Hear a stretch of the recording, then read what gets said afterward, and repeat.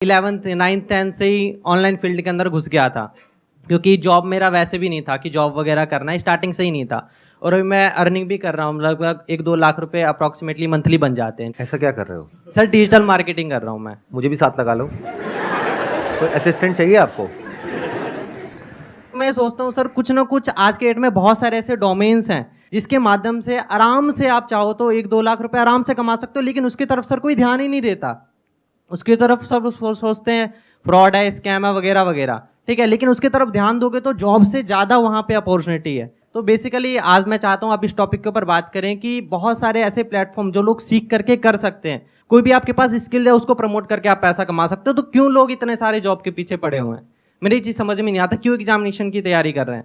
आप में से कितने हैं जो अभी किसी न किसी एंट्रेंस की तैयारी कर रहे हैं?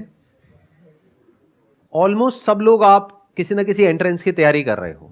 अब मेरा आप लोगों से क्वेश्चन है, इनका ये कहना है कि मार्केट में इतनी सारी अपॉर्चुनिटीज हैं, तो फिर आप एक इतने कॉम्पिटिटिव वर्ल्ड में क्यों एंटर कर रहे हो, जहां पर के पहले तो एंट्रेंस को क्रैक करना इज नेक्स्ट टू इम्पॉसिबल, उसके बाद में अच्छी जगह पर जॉब मिलना इज नेक्स्ट टू इम्पॉसिबल, उसके बाद में उस जॉब को रिटेन करना भी आने वाले टाइम में और मुश्किल होने वाला है।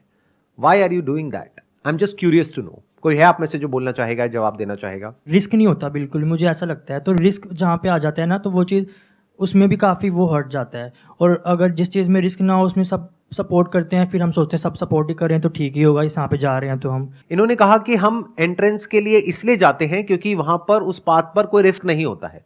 क्या ये सच है, झूठ है? कितने एग्री करते हैं इनकी बात से?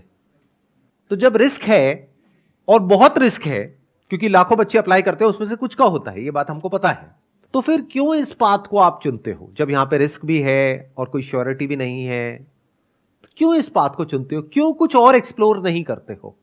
सर पैसे की बात करेंगे, रिस्क की बात करेंगे, तो जितना बिजनेस नॉर्मली स्टार्ट किया था उससे कई गुना ज्यादा पढ़ाई में लग जाता है। कितना लग जाता होगा? आप में से कोई बताएगा जो लोग एंट्रेंस की तैयारी कर रहे हैं, नियर अबाउट कितना पैसा लग जाता है? कोचिंग की फीस 6-7 लाख होती है सर।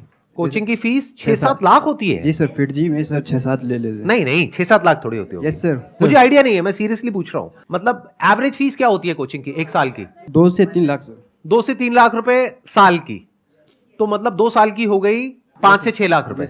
तो 6 लाख लगाने के बाद में होने की क्या पॉसिबिलिटी है और नहीं होने की क्या पॉसिबिलिटी है? 99% है कि तो नहीं होगा सर। 99% है कि नहीं होगा? Yes sir. तो रिस्क तो बहुत ज्यादा है यहां पर बॉस, ये तो बहुत ज्यादा है। सब एग्री कर रहे हैं इनसे कि 99% है? या अगर ऑप्टिमिस्टिकली भी देखा जाए तो 90% है कि नहीं होगा, 10% है कि हो जाएगा। अगर हम सिर्फ उन्हीं की बात करें जो बच्चे सीरियस हैं, क्योंकि जरूरी नहीं है हर बच्चा जो कोचिंग ले रहा है वो सीरियस भी हो पढ़ाई को लेकर के। तो मैं कह रहा हूं वो बच्चे जो ब्रिलियंट हैं, एफर्ट भी पूरा कर रहे हैं और डिजर्व भी करते हैं, तब भी जो पॉसिबिलिटी है आपके सिलेक्शन होने की अच्छी जगह पर, वो 10% है। 90% है कि नहीं होगा? Yes sir, और जब नहीं होगा तो क्या होगा? What is your backup plan? Private college sir. तो वहां भी पैसा लगेगा या वहां पे फ्री में पढ़ाई है? पैसा लगेगा। कितना पैसा लगता है? 4 साल का नियर अबाउट कितना पैसा लग जाता है? 20 लाख रुपए। अच्छा, मेडिकल का तो 80-90 लाख है, बट अगर इंजीनियरिंग की भी बात करी जाए तो 20 लाख रुपए तो मान के ही चलो।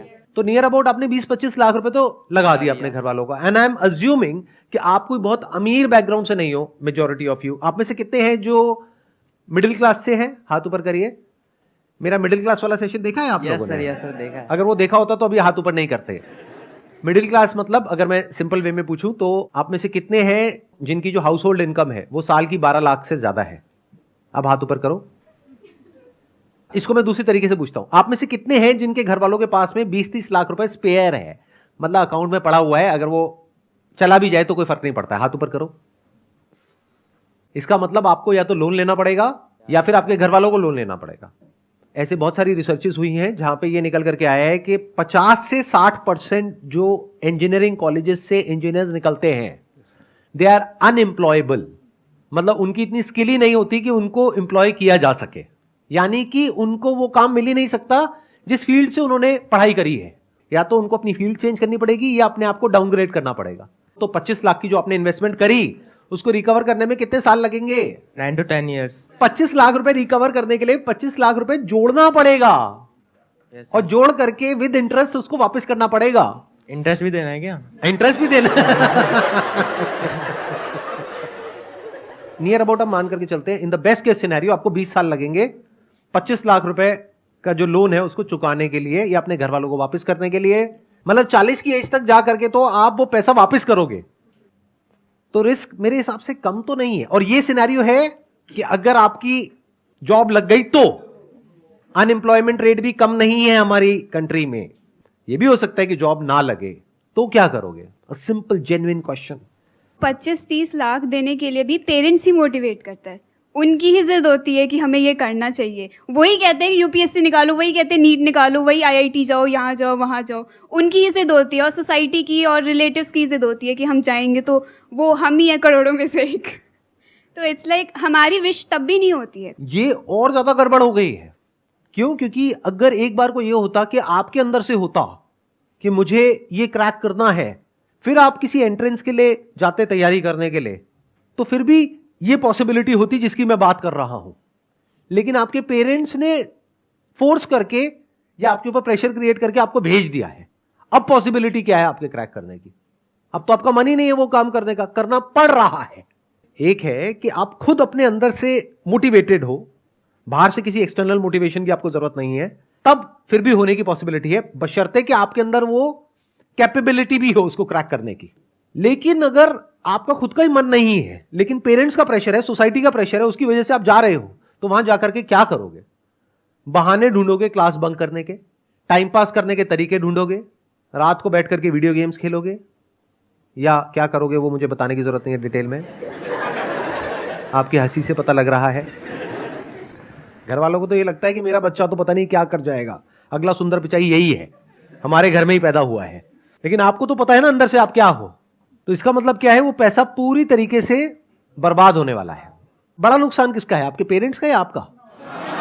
क्यों? आपका क्यों है? जवाब दो। सर हमारे लिए टाइम भी उतना ही वैल्यूएबल है पैसों से भी, क्योंकि अगर हमारा पैसे सब पेरेंट्स ने लगा दिए और हमने टाइम भी वेस्ट कर दिया, बट हमारा जो टाइम चला गया वो टाइम अब नहीं आने वाला। तो आपका टाइम वेस्ट हो जाएगा, दैट इज 1।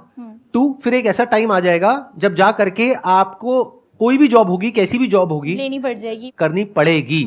इतना प्रेशर आ जाएगा पीछे से।